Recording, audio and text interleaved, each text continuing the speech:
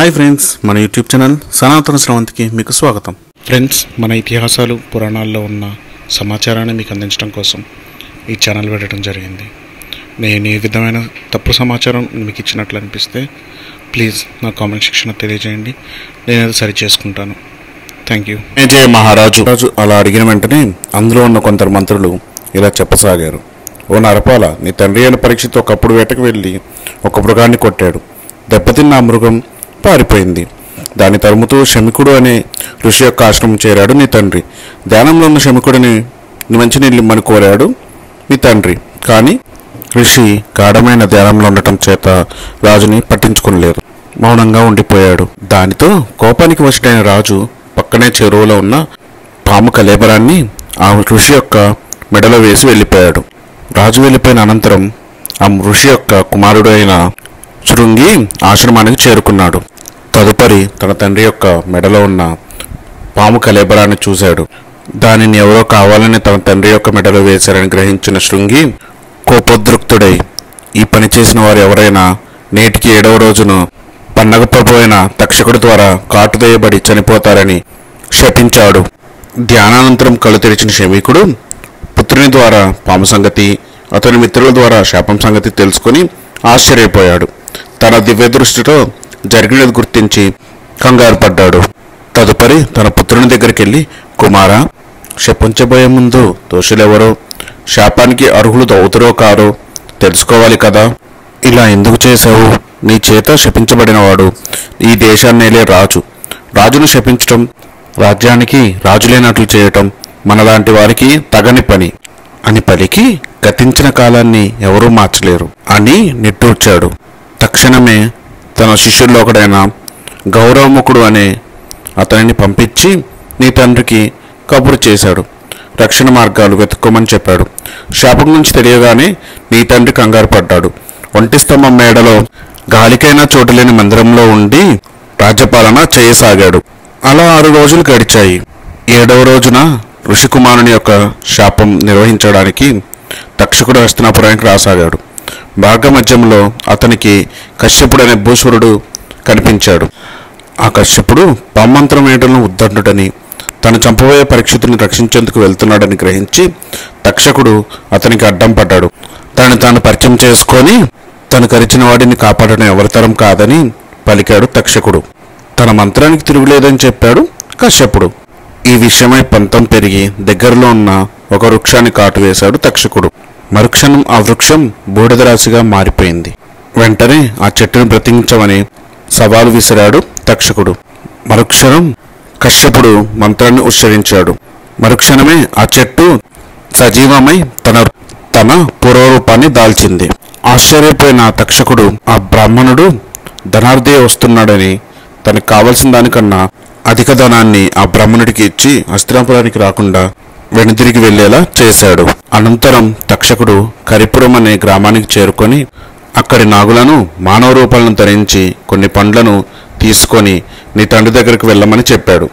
ఆ పండ్ల మధ్యలో చిన్న క్రిమి రూపంలో దాక్కుని కూర్చొని ఉన్న తక్షకుడు నీ తండ్రి ఆ ఫలాన్ని భుజించే సమయంలో నిజరూపం దాల్చి తనని కాటువేశాడు. తదనంతరం నీ తండ్రి స్వర్గస్థులయ్యారు. మంత్రులు చెప్పగానే ఉదంకుడు మధ్యలో కలగజేసుకుని, జనపతి, తన తండ్రికి జరిగిన అవమానానికి శృంగి శపించాడనుకో. ఆ ప్రకారం నీ తండ్రిని కాటువేయటం ఆ సర్పం యొక్క కర్తవ్యమే అనుకో. కానీ మార్గమధ్యంలో నీ తండ్రిని బతికించడానికి వచ్చిన ఆ బ్రాహ్మణుడిని వెనక్కి పంపించడం ఎంతమాత్రం ధర్మమో ఆలోచించు. అంటే శాప నిర్వహణ కన్నా నీ తండ్రి పరీక్షను చంపటే ప్రధానమవుతున్నట్లు బోధపడుతుంది కదా. అది అలా ఉంచు. కామరూపుడైన ఆ విషజీవి మందిరంలోకి మాయారూపంలో ప్రవేశించాల్సిన అవసరం ఏమిటి? రాజా, నీ తండ్రిని చంపిన వాడి మీద పగ తీర్చుకో. ఆ తక్షకుడి జాతిని మొత్తం తగలబెట్టాయి. అందుకు సర్పయాగ ఒక్కటే మార్గం అన్నాడు ఉదంకుడు. ఉదంకుడు అలా పలకగానే మళ్ళా జన్మేజయుడు, దయామరా, నువ్వు చెప్పినట్లు చూసిన కశ్యపుడిని తక్షకుడు ప్రలోభ పెట్టడం సహించడాని పంచన అని భావిస్తున్నాను. కానీ మంత్రులు కానీ మీరు కానీ అప్పుడు అక్కడ లేరు కదా. మీకు ఈ విషయం ఎలా తెలిసినది? తక్షకుడి వంచనకు ఏదైనా సాక్ష్యం ఉందా అని అడిగాడు జనమేజయ మహారాజు. ఉంది ప్రభు అని చెప్పసాగారు అక్కడి మంత్రులు. ఆనాడు తక్షకుడు అడవిలో ఏ చెట్టునైతే కాటు వేచాడో ఆ చెట్టుతో పాటు ఆ చెట్టుపై ఉన్న కట్టెలు కొట్టుకునే వ్యక్తి కూడా దగ్ధమై మరలా ఆ బ్రాహ్మణుడి యొక్క మంత్రబలంతో తిరిగి జీవం పొందాడు. అప్పుడు అతను ఆ సర్పము మరియు ఆ బ్రాహ్మణుడి సంభాషణ మొత్తం విన్నాడు. విని పరుగు పరుగున వచ్చి మహారాజుకు విషయాన్ని చెప్పేలోపే మహారాజు ప్రాణాలు తక్షకుడు హరించాడు. ఈ విధంగా మంత్రులు సాక్ష్యాధారాలను బయలుపరిచిన వెంటనే జనమేజయుడు సర్పముల మీద పగబట్టాడు. సర్పయాగం చేయవలసిందిగా నిశ్చయించుకొని దానికి తగిన కార్యక్రమాలను మొదలుపెట్టమని ఆజ్ఞలు జారీ చేశాడు. ఎప్పుడో పూర్వకాలాల్లో తప్ప వర్తమాన కాలంలో ఇప్పటిదాకా ఎవరూ నిర్వహించని పన్నగ యజ్ఞానికి పని ప్రారంభం కావటం, చకచకా కొనసాగటం జరిగిపోతుంది. దీక్షాకాలం సమీపించగానే జనమేజయుడు తన పట్టమహిషి అయిన వపుష్ఠాదేవితో కలిసి దీక్ష స్వీకరించాడు. ఎందరెందరో ఋషులు యజ్ఞ కార్య నిర్వహణార్థం వేంచేసినారు. చవన వంశ విఖ్యాతుడైన చండభార్గవుడు హోతగాను, కుత్సకులో దీపకుడైన జైమిని ఉద్ఘాతగాను, శార్జగవుడు బ్రహ్మగాను, పింగళుడు అధ్వర్యుడుగాను కూర్చున్నారు. పుత్రఛాత్ర సమితుడైన వ్యాసుడు, ఉద్గాలక, ప్రమతక, శ్వేతకేత, పింగళ, అసిత దేవల, నారద, పర్వత, ఆత్రేయ, కుండ, జఠర, కాలఘట, సగోత్రపు వృద్ధుడైన శుతశ్రవ, కోహల, దేవశర్మ, మౌద్గల్య, సమాసౌరభాది మహోత్కృష్ట ఋషులతో సదస్య స్థానాలు సాలంకృతులయ్యాయి. సర్పయాగం ప్రారంభమైంది. నల్లని దుస్తులు ఆచ్ఛాదించుకొని కూర్చొని ఉన్న యాజకుల నేత్రాలు హోమధూమాలతో ఎర్రబడి విచిత్ర భీతవాహమైన వాతావరణం ఏర్పడసాగింది.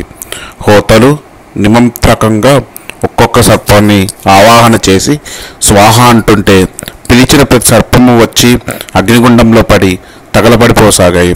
త్రుళ్ళుతూ దీనమైన స్వరములతో సహాయార్థం అయిన వారిని పిలుచుకుంటూ పడగలెత్తి అటు ఇటు మిడిసిపడుతూ బుసలు కొడుతూ శరీర భాగాలతో వాలు భాగాలతో ఒకదానికొకటి విడలేక చుట్టుకుంటూ త్రప్పించుకుంటూ ప్రయత్నాలు చేస్తూ త్రప్పించుకోలేక దుఃఖంతో తమేమీ కాబోతున్నామో తెలియక పడగలు విప్పుకొని అటు ఇటు అయోమయంగా చూస్తూ ఇప్పటిదాకా అయోమయంగా వచ్చి హోమపు వేడి సెగలు తగలగానే కంగారు పడుతూ రకరకముల భంగిమలతో భుజంగాలు నిప్పుల్లో పడుతున్నాయి.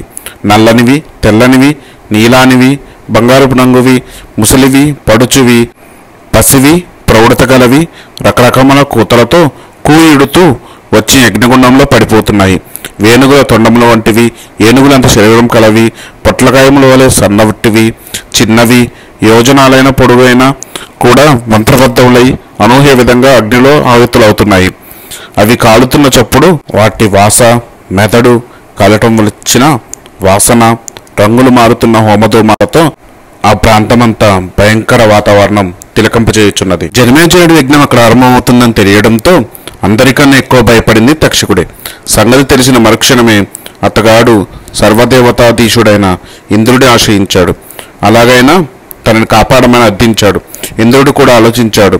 అయితే యజ్ఞం గురించి గతంలో విధాత చెప్పిన విషయం ఒకటి ఉంది. యశుడు, వాసుకి మొదలైన దివ్య సర్పాలకు మరికొన్ని సర్పాలకు హాని వాటిల్లదని ఉన్నది.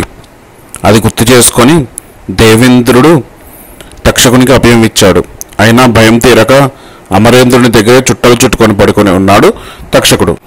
సర్వరహస్యవేత్తమైన సుత భయంకరాగ్ని జ్వరాల్లో సృష్టి సమస్తంలోనూ అనుపమాన బల పరాక్రమవంతులైన పాములకు అలా దగ్ధమయ్యే గతి ఎందుకు పట్టింది?